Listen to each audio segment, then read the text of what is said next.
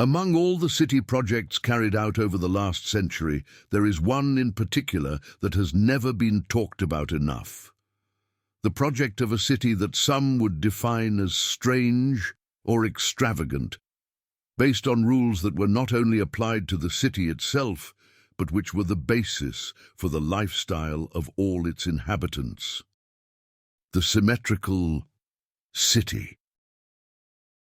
Starting from the assumption that symmetry is an essential component of beauty, in the Symmetrical City, everything was symmetrical.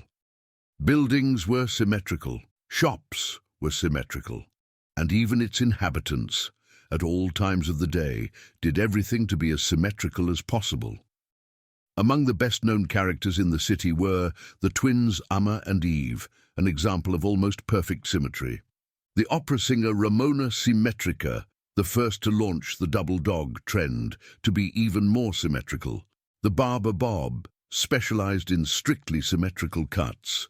And the famous chef Lornan Roll, master of symmetrical culinary compositions. In the Symmetrical City, everything proceeded in a perfectly symmetrical way for years, until something very unusual happened. A couple gave birth to a son, an asymmetrical son. The parents, fearing the harsh reaction of their fellow villagers, made a tough decision. They would entrust the child to grandfather Otto, who would keep the baby safe. The old man was a rather renowned tailor in the city, and in his workshop he created costumes for the symmetrical feast, the most important event of the year. The little boy immediately showed great interest in his grandfather's work. At an early age, he began to learn the properties of various fabrics, to appreciate their diversity and their possible uses. He worked tirelessly, and the more time passed, the more his talents grew. He made magnificent symmetrical costumes, including the dress for the twins' 16th birthday and for their TV debut at age 18. But after years of work, he realized that his costumes were not an expression of himself, but a mere reflection of the desires of the Symmetrical City. In town, there was nothing but talk of the Symmetrical Feast, which a few days later would be held in the Symmetrical Villa. Otto had received a special commission from the Symmetrical Mayor, and the young tailor decided that he would make his last costume, the last one, before leaving that city. At the Symmetrical Feast, everyone was curiously waiting for the mayor to appear on the scene. Then, finally, a trumpet sound announced his entrance. That moment arrived.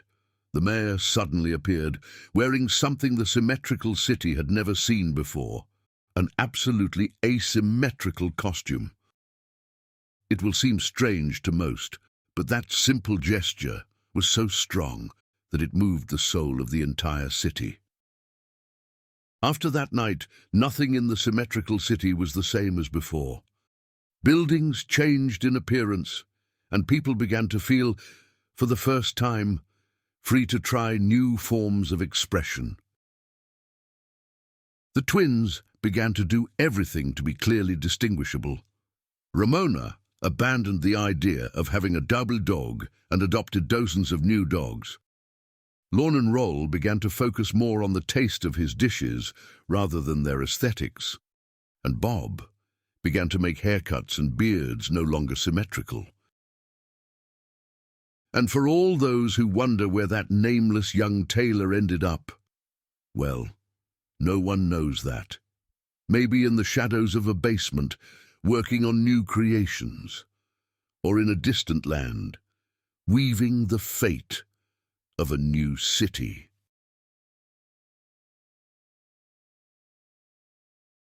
Claro. Obviamente. I will always remember the years I lived in the Symmetrical City as interesting years. But to this day, I can't explain why we accepted to live that way. And if there's one thing that in the end the symmetrical city taught me, it's that aesthetics cannot be a social model. Aesthetics must be open. It shouldn't create prejudice or discrimination. It must not be a barrier. Aesthetics must be continuous innovation, must be a stimulus for creativity and diversity. It must allow everyone to express themselves and to live without limits.